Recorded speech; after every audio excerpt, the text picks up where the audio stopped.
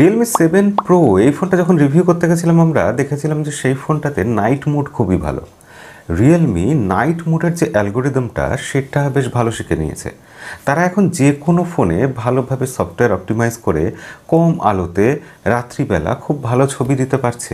তাদের কম্পিটিটরদের থেকে এই ব্যাপারে তারা এগিয়ে গেছে এবং সেটা যেখানে তারা একবার পারছে তারা তাহলে কম দামি ফোনে কেন দেবে না।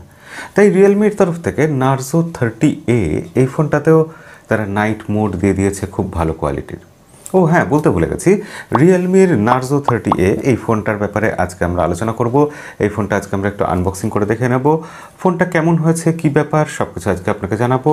আজকে আনবক্সিং, তার থেকেও বড় কথা ফার্স্ট ইমপ্রেশনের ভিডিও, অর্থাৎ প্রথম দেখায় কেমন লাগলো, কতটা মুগ্ধ হলাম, লাভ অ্যাট ফার্স্ট সাইট হলো কিনা, সব কিছু আজকের ভিডিওতে বলবো।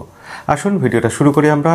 আর ভিডিও যদি ভালো লাগে শেষে গিয়ে ওই যথারীতি যেটা বলি, কিছুতেই সাবস্ক্রাইব করবেন না, কিছুতেই লাইক করবেন না, তাহলে কিছুতেই আমরা ভিডিও শুরু করব না।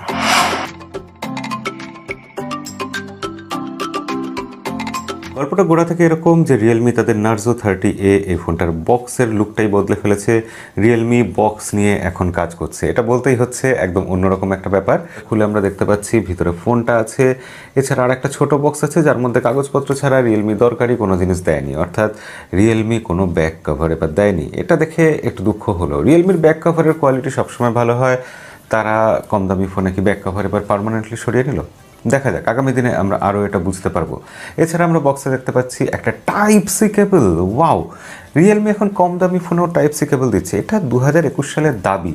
আমি সত্যি এই জিনিসটা দেখে খুশি হলাম। এছাড়া তারা 18 ওয়াটের একটা ফাস্ট চার্জার দিয়েছে, সেটাও আমি বলবো কম দামি ফোনে এখন সময়ের দাবি। এটা দিয়েছে, এটাও আমার খুব ভালো লাগলো। এবার আমরা তাহলে ফোনটা খুলে দেখে ফেলি চটপট। বক্সে তো আর কিছু নেই, ফোনটা খুলে দেখা যাচ্ছে রিয়েলমি ডিজাইন নিয়েও কিছু করার চেষ্টা করেছে। রিয়েলমি দামি ফোনগুলোতেও যদি ডিজাইন নিয়ে আরেকটু স্পেশাল কিছু ভাবতো তাহলে আরও ভালো হতো। তবে যাই হোক, কম দামি ফোনগুলোতেও তারা ডিজাইন নিয়ে বেশ ভাবনা চিন্তা করছে। এই ফোনটা বেশ অন্যরকম একটু ব্যাক সাইডটা দেখতে লাগছে এবং ব্যাক সাইডের যে পলিকার্বনেটটা আছে সেটা পুরোপুরি ম্যাট ফিনিশ, যার ফলে ফিঙ্গারপ্রিন্ট আসছে না, ঘষা খেয়ে দাগ পড়ে যাবে এই ভয়টাও তুলনামূলক অনেক কম। তবে ব্যাক সাইডে যে ক্যামেরা মডিউলটা আছে, আজকাল আমরা এরকমই দেখতে পাচ্ছি কম দামি ফোনে। দেখে মনে হচ্ছে 4টে ক্যামেরা আছে, তবে আছে দুটোই ক্যামেরা। আর একটা আছে ফ্ল্যাশ লাইটের জন্য জায়গা, আর একটা জায়গাতে এআই লেখা আছে। এই জিনিসটা কী কাজে লাগবে আমার ঠিক জানা নেই, তবে যাই হোক জিনিসটা দেখতে ভালো লাগে। এরকম 4টে ক্যামেরার মতো দেখলে 4টে চোখ হলে মনে হয় হ্যাঁ একটা কিছু পেয়েছি, জবরদস্ত জিনিস। বহুদিন বাদে আবার একটা ফোনে ব্যাক সাইডে ফিঙ্গারপ্রিন্ট সেন্সর দেখলাম, যেটা ইউজ করে ভালোই লাগলো, যথেষ্ট ফাস্ট এবং কোনো রকম সমস্যা পেলাম না। ফিঙ্গারপ্রিন্ট সেন্সর একদম ঠিকঠাক। ফোনের সামনের দিকে আমরা যদি চলে আসি তাহলে সামনে দেখতে পাচ্ছি একটা 6.5 ইঞ্চি ডিসপ্লে রয়েছে, যে ডিসপ্লেটার মধ্যে একটা নচ রয়েছে উপরে। সেই ঝুলন্ত নাকের মধ্যে রয়েছে 8 মেগাপিক্সেলের একটা সেলফি ক্যামেরা। ক্যামেরার প্রসঙ্গে পরে আসবো, ডিসপ্লে নিয়ে আগে বলে নিই। ডিসপ্লেটা কিন্তু HD+ ডিসপ্লে। হ্যাঁ, এখানে ফুল HD পেলে দারুণ হতো, তবে ডিসপ্লের কোয়ালিটি খুব একটা খারাপ না, বেশ ভালো ডিসপ্লে। আউটডোরে 590 নিটস পিক ব্রাইটনেস আছে, সেক্ষেত্রে ডিসপ্লে নিয়ে খুব কিছু সমস্যা হচ্ছে না। কালার শিফটিংয়ের ইস্যু নেই, ডিসপ্লেটা সাইড থেকে দেখতে গেলেও কোনো রকম অসুবিধা হচ্ছে না, কালো কালো লাগছে না। IPS LCD প্যানেল, তবুও ভালো প্যানেল। তলার দিকে কিন্তু চিন আছে, বাজেট সেগমেন্টের ফোন, চিন থাকাটাই স্বাভাবিক এবং চিন বেশ ভালো রকম আছে।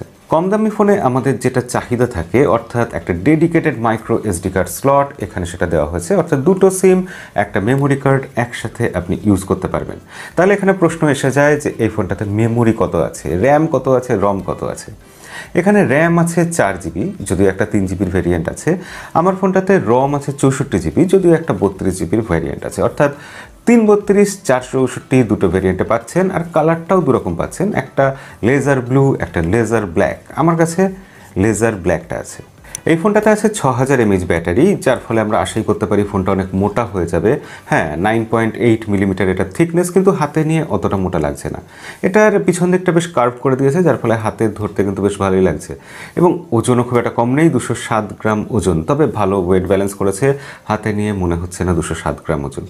আচ্ছা, এখানে আপনাদের একটা প্রশ্ন রাখতে চাই যে অনেক ইউটিউবারকে দেখি যে ওজন মেপে দেখে, কেন, কি প্রয়োজন আছে কি এটা? কারণ আমরা স্পেসিফিকেশনস থেকেই জানতে পারি এই ফোনটার ওজন কত। আর একবার ক্রস চেক করার, কোম্পানি মিথ্যে বলছে কিনা ওজনের ব্যাপারে, এটা কি দেখার দরকার আছে? যদি বলেন আমরাও তাহলে দেখব। অবশ্যই কমেন্টে লিখে জানাবেন যে ওজন আবার আলাদা করে মেপে দেখার কোনো প্রয়োজন আছে কিনা। যাই হোক, আমরা ভিডিওতে সামনের দিকে এগিয়ে যাব এবং বলবো যে এখানে প্রসেসর আছে মিডিয়াটেকের হিলিও G85, যেটা গেমিংয়ের জন্য ঠিকঠাক ভালো প্রসেসর, এবং নার্জো সিরিজ মানে রিয়েলমির তরফ থেকে সেটা গেমিংয়ের দিকে, পাওয়ারের দিকে ফোকাস করার সিরিজ। রিয়েলমি যখন নার্জো সিরিজটা এনেছিল তারা এটাই বলেছিল যে এই সিরিজটা হবে পাওয়ার সেন্ট্রিক গেমিংয়ের জন্য। তো যথারীতি এখানে গেমিংয়ের জন্য এই দামে আমি বলবো ঠিকঠাক প্রসেসর দিয়েছে। তবে দামের কথা যে আমি বলছি, দাম কত, দাম আমিও জানি না।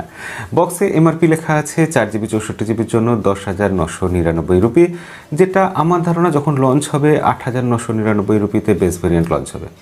অর্থাৎ 9,000 রুপিতে 3GB 32GB মিডিয়াটেকের Helio G85 processor, 6000 mAh battery, type C port, 18 ওয়াটের চার্জার, 6.5 ইঞ্চি একটা ডিসপ্লে।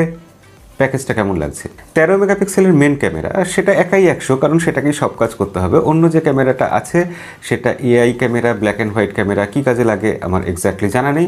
তবে 13 মেগাপিক্সেলের ক্যামেরা ঠিকঠাক ফটো তুলেছে, যা নার্জোন ফোন গেমারদের জন্য। সেক্ষেত্রে ক্যামেরাটা বোনাস হিসাবে আপনার কাজে লেগে যাবে। ফ্রন্টে আছে 8 মেগাপিক্সেলের সেলফি ক্যামেরা, যেটাও আমি বলবো কাজ চলে যাবে, কোনো রকম অসুবিধা নেই। সাউন্ড কোয়ালিটি কেমন সেটাও আসুন আমরা একবার চেক করে নিই।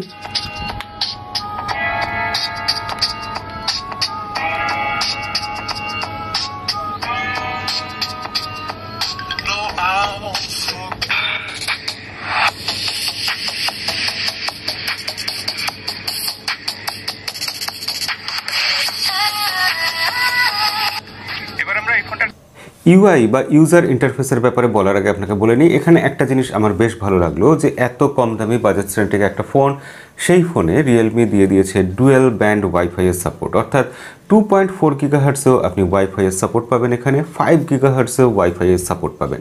হ্যাঁ, 4G তো 5 গিগাহার্টস ওয়াইফাই চালানো যায়, 5 গিগাহার্টস অব্দি ব্যান্ডউইথ সাপোর্ট করে, যার ফলে আপনি বেশ দ্রুত ওয়াইফাই ইউজ করতে পারবেন এই ফোনটাতে। সেটা আমার খুব পজিটিভ জিনিস লাগলো। এছাড়া আর বাদবাকি যা যা ফিচার থাকে সেগুলো তো আছেই। এখানে রিয়েলমি UI 1 আছে অ্যান্ড্রয়েড 10-এর ওপর। আউট অফ দ্য বক্স আমরা রিয়েলমি UI 1 পাচ্ছি ঠিকই, তবে রিয়েলমি বলেছে খুব শিগগিরই তারা রিয়েলমি UI 2.0 দিয়ে দেবে।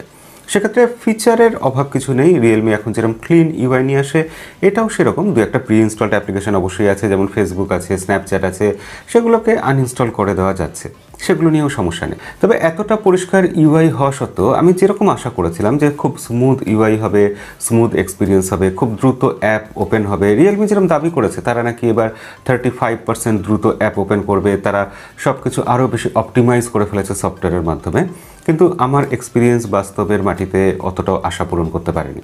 ক্যামেরা যে অ্যাপ্লিকেশনটা আছে সেই অ্যাপ্লিকেশানেও বিভিন্ন মোডে সুইচ করতে গেলে একটু সময় লেগেছে বলে আমার মনে হচ্ছে। তবে হ্যাঁ, এগুলো কম দামি ফোন, এইসব ফোনে এগুলো খুবই স্বাভাবিক ব্যাপার।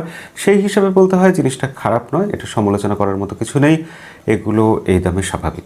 ফোনটা আমি মাত্র 1-2 দিন হলো ব্যবহার করছি এবং প্রাথমিক ব্যবহারে এখন অবধি সেরকম কোনো সমস্যা পাইনি। যদি পাই সেগুলো অবশ্যই ফুল রিভিউতে আপনাদের জানাবো, তার জন্য আলাদা ভিডিও হবে। আর ফোনটা কল করতে গিয়ে বা এমনি টুকটাক যেরকম আমরা ইউজ করি ওয়েব ব্রাউজিং করতে গিয়ে, ওয়াইফাইতে বা মোবাইল নেটওয়ার্কে আপলোড ডাউনলোডের ক্ষেত্রে সেরকম কোনো সমস্যা আমি বিশেষ কিছু পাইনি। পেলে অবশ্যই সেটা নিয়ে আলাদা ভিডিও আসবে। আর আজকের ভিডিওতে কি আর কিছু বলা বাকি রয়ে গেল? যদি বাকি রয়ে যায় অবশ্যই সেটা কমেন্টে লিখে জানাবেন। আপনার যা যা প্রশ্ন আছে সেগুলো কমেন্টে লিখে জানাবেন, আর সেই অনুযায়ী পরবর্তী ভিডিও হবে। ভিডিও ভালো লাগলে লাইক করবেন, চ্যানেলে নতুন হলে সাবস্ক্রাইব করবেন। দেখা হবে পরের ভিডিওতে। আজকের মতো বিদায়।